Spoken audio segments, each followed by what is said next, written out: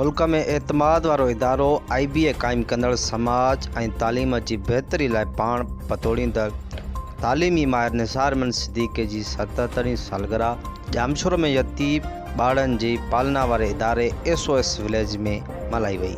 तालीमी माहिर निसार अहमद सिद्दीकी जी सालगिरह वारो केक संस गरबातनि ऐं दोस्तनि गॾिजी कटियो।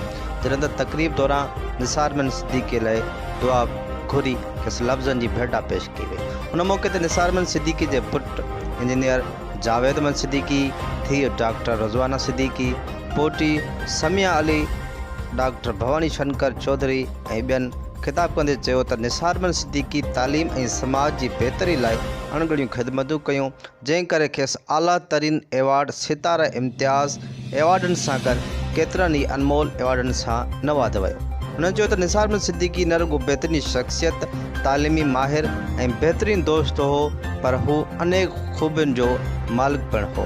हुन केतिरा अहिड़ा शागिर्द पिणु पैदा कया जेके हिन वक़्तु मुल्क समेत दुनिया जे मुख़्तलिफ़ मुल्कनि में अहम उहिदनि ते पंहिंजूं ख़िदमतूं सरअंजाम ॾेई रहिया आहिनि। उन्हनि चयो त निसार अहमद सिद्दीकी IBA जहिड़ो बाएतमाद इदारो ॾेई सिंध जो नालो ॾे हथोड़े परॾे में रोशन कयो।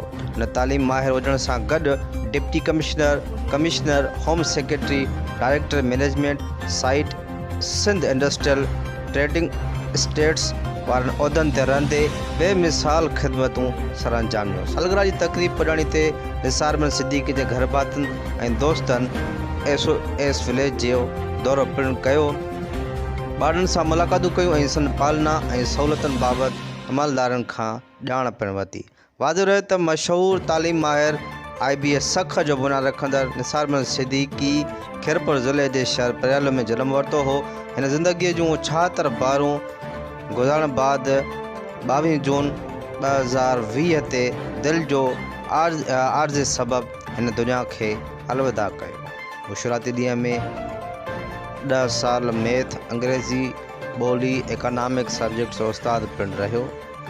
उन खां पोइ deputy commissioner, home secretary, director management site, Sindh industrial trading state पिणु रहियो।